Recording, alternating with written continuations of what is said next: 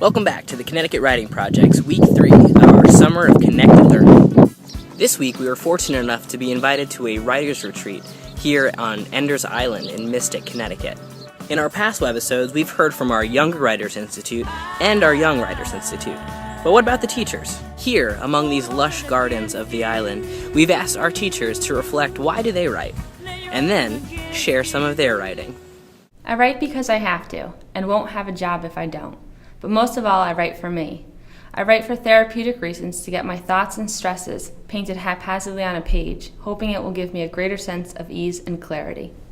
I write for me, to organize my thoughts when I need to hash something out. I find that this outlet provides me with an opportunity to learn. I write because my head feels too full and I need to take the pressure away. I write to capture the beauty, ugliness, sainthood, sin, humanity in all its forms to better see, examine, and understand them. I write to rewrite. I write to write the happy endings. I write to relive special, meaningful episodes in my life's journey. I write because writing is proof of intelligence, of thought, and of feeling. I write because the written word is beautiful and transformative, and I write to make myself complete. Writing is an outlet that allows me to put all of my emotions and thoughts in a tangible form. I can refer back to my record and see my growth as a person. I write because I am very shy, and it helps me to express my thoughts and feelings. Writing allows me a freedom and a filter that I don't have when I speak. I write for communication, to write song lyrics, poetry, observations, and images, music. To me, it has a more equivalent to why do I breathe or why do I eat. I write because of passion, the passion in my heart, and the soul to come out. I want nothing more than for my students to be passionate writers. To convey this passion to them, I need to ignite the passion within myself. I like the feeling that I'm producing something tangible that has the power to move others. I especially love to see my students' reactions when they read my comments about their writing. Almost forgotten. It's been too long since my pen touched the paper writing my own words. Instead, it has written comments and questions on students' papers. In red to encourage, to prod for deeper thinking, likened to the ice skater sliding along on top of the ice. Break the ice, I say, and make the water gush your meaning. So thank you for giving me the time to remember how it felt writing my own words. I had almost forgotten. This is my poem untitled. My father's unused army truck sits and rusts in its metallic sheath as I stand on tiptoes to touch the swan hood ornament, beautiful and gleaming silver, rough and crusty with age and silence. Because I am 6, I am in paradise. Broken vehicles sit in disarray on the grass, hidden by picket fencing from prying eyes of neighbors and cars passing by in happy productivity. The birch tree nearby gives a small complaint as the bark peels, turning its skin from white to beige. Under the ancient pine tree gathers several bicycles, 2 lawn mowers, a stack of boards, and some spider webs filled with industrious legs and doomed flies. An old well house resides in the garden, home to plants hung lovingly from its beam. A wheelbarrow shallowly fills with water from the rain. Go back further where woods encroach on civilized structure, trees, bushes, shadows, all untamed, and leftover rock walls, fences of good neighbors. The clack of wood is the signal to start the game of war we play. We, the children of the neighborhood, brandish sticks as swords, and I huddle down with my neighbor, younger even than I, safe in our age as combatants not to be harmed, but eyes gleaming with the idea that we too are big and strong.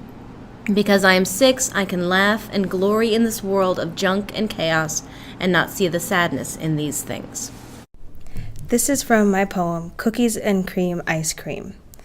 Flecks of white dwarf stars dim in the Milky Way galaxy. They flicker and turn black. The Big Dipper is their savior. Scoops them in the safety of the abyss. Screams are stifled as they reach the comfort of Orion. Poem. This poetry journeys down your spine like ice cubes on your back. Imagine it. Close your eyes, petals lying flat on your chest, immaculate. Fresh air flirting with the little hairs on your skin, the poetry massaging the soul from deeper within. The same feeling you get on a hot day, cold water in bath. The ventricle smiles, the aorta will laugh, the hustle is easy, the muscles relax. It's the healer poetry. Why complain when you can just flow with me? I have seen what these words could do. Take both the reader and writer on a journey to moon, courtesy of the mental train that's driven by you. At our arrival, we up our flag with a heart on it and chill for picnic. In our basket, we pack smiles, not biscuits. We don't pack junk food for piglets. We pack food for thoughts, for intellects, and real kids. The thought of metaphor tickling your taste buds is addictive. We don't snack on peanuts and raisins, but rather puns, punchlines, and good conversations. Toss topics and discussion in the air and watch them fall into place. Talk about how many people are struggling and discrimination of race. To converse about life. Love God and His exceptional grace. Oh, if you go thirsty, worry not. Got something fruity and smooth. Producers used to manufacture, I think it's called Fruity Loops. It's better than wine. You should try sip on this creative juice. Of course, in our basket, we need fruit. This is from Hot Pink Purse. Until my body tells me I can't, running will forever be a passion of mine. For me, it has been a way to stay in shape, a way to clear my head, and it has literally been a means of saving my life and identity. Living and studying in Florence, Italy was one of the most magical and unforgettable times in my life. If it wasn't for that now infamous hot pink purse incident, I might have gone home that day instead of getting back into a cab. I might have missed out on an incredible experience, and I might not have had the chance to grow and do everything I did. And if it weren't for my writing talents or even that hot pink purse, I might still be in Europe today. If there's anything I did learn in addition to all of this, it's one clear and obvious thing. Pack light. Edna Garcia. This is a piece from my autobiography called Moribibi. There were groups of peasant women carrying bundles of clothes on their heads as they made their way to and from the river's edge. They each had a pre-selected chosen favorite place, and it was understood by the other women which particular spot belonged to the person who had set it up. The women marked their spot by dragging two huge rocks to the river's edge. One of the rocks was to sit on, and the other was placed halfway inside the water to be used as a scrubbing board. The women sat on the rock, pulled their skirts up, and wrapped their legs around it. Other women squatted down as they beat the clothes against the flat rock with a wooden paddle.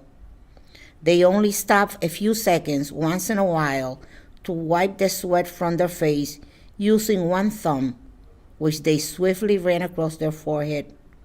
All the women seemed to be synchronized, as if they had practiced or carefully choreographed the same rhythms. Flap, flap, flap, echoed around the river's edge from one end to the other, as their wooden paddles struck the pieces of cloth. Grandmother was part of that cacophony of sounds. This is from Egg Pancakes. I'd like to propose that we talk about tragedy and the way humans should talk about tragedy, about the real people who died and how real people handle death. Both are messy. Really, I'm going to call it like it is. My grandmother was no saint, no messiah. I don't agree with our irrational desire to martyr everyone we lose in our lives. We end up convincing ourselves that this perfect person existed and now tragically is gone, but we're left with this emptiness we've created where the real screwed up person used to reside, and we miss them all the more because we haven't done them the justice of remembering them for everything they were, even the parts we didn't really like that much.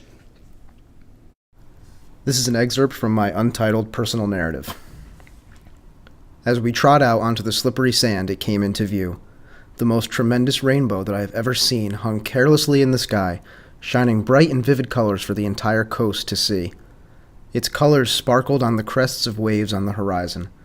I collapsed into the sand, keen to take in the brilliant canvas Mother Nature had painted for me. The waves trickled in slowly, a cool breeze eased across the back of my neck, and the sun continued to cast down upon me a warmth that can only be experienced in moments of freedom. I gazed outward, breathless. It was all that I had truly wanted for my spring break. Only then did I realize something was wrong. Nick was gone, and I took my eyes off the sky. I scanned the beach and noticed him in a fight with gravity, which seemed desperate to pull him down, but Nick prevailed. I saw him hopelessly stumble towards the center of the artwork I had just admired, and his feet began to cut through the calm waves like a machete through thick brush. The rainbow perched across the pale blue sky, encompassing all that the eye could see. Below, opposite its highest point, Nick bent at the waist and vomited into the ocean. At that moment, I became aware that my spring break was a success. Hot colors in cold love. Hot, scorching hot heat. It's summertime in July. Run to the cool pool. Travel to the beach, sand buckets, shovels, sunscreen, sand between your toes. But soon the heat cools. Leaves fall from the treetops, floating to the ground. Colors, orange, yellow, red, shades of colors in between, autumn not for long. Soon cool air freezes, icy water droplets fall, freezing on their way. Mittens, hats, and gloves, warmth is needed to comfort the cold, runny nose. Warmer weather wished for by all, spring is en route with its fine flowers, butterflies floating, fluttering, catching fire, flies and bugs and love. Catzilla. There was no sense in arguing with him at this point. The cat was coming whether they liked it or not. His suggestion to try to develop a ray gun to shrink the dinosaur-sized feline back down to his proper 12-pound frame in the next 30 minutes was beyond ludicrous. I got out my megaphone. "People of Fairfield," I cried, "grab your Furminators. Allergy sufferers, have your Benadryl and tissues at the ready. Catzilla is on the prowl." Just wanting to grow old. My husband leaves his dirty underwear. Her husband's clothing is no longer there. The girls and I often have dinner alone. She knows her husband is not coming home. We couldn't wait to move into our new house. Her loved home feels empty without her spouse. I am overwhelmed by boxes to unpack. She weeps as she pulls his suits from the rack. I get mad when he comes home from work late. She would be happy if she just had to wait. My girls smile when Dad appears in the crowd. Her kids hope their dad's watching from a cloud. I'm annoyed when I have to take out the trash. For her, it causes memories to slash. I still have the person I love to hold. Together, they just wanted to grow old. This is a selection from The Life of the Undateable, the personal account of a future spinster. As I sit comfortably alone in my apartment, burning through series after series and bowl after bowl of ice cream, I feel a faint sense of judgment. Yes, from my body crying out for a decent diet. Yes, from books begging me to stop rotting my brain so aggressively. But most prominently, from Jane Austen, the 1950s, Cosmo, and whoever makes sure that women get paid 70 cents for every dollar men make. Those voices from society, past and present, that constantly impress upon me that without a man, I am incomplete, emotionally, physically, and financially. That without a beach body and an arsenal of 100 foods to get him hot, I am undesirable. That my sheer and utter idleness and inability to put myself out there have left me, dare I say it, undateable. Those voices ring out constantly that I, especially because I own a cat, am doomed to be a spinster and perhaps acquire hordes of more cats. But these are the cliche reasons. It has to go deeper than that. There must be a reason I can't seem to cast my line out to sea, where I hear there are plenty of fish. Ew. Or do pretty much anything that society tells me I must do in order to get me a man. In order to diagnose the causes of my undateability and eventual spinsterhood, I have accumulated a list of 3 things that I blame for my current relationship status, each generously supported by personal anecdotes and largely circumstantial evidence. We hope you enjoyed hearing from our ISI teachers about why they write and some of their writing. Next week, in our last installment, we'll hear from our second group of young writers. We hope you'll come back to join us. Until then, we are the Connecticut Writing Project at Fairfield University.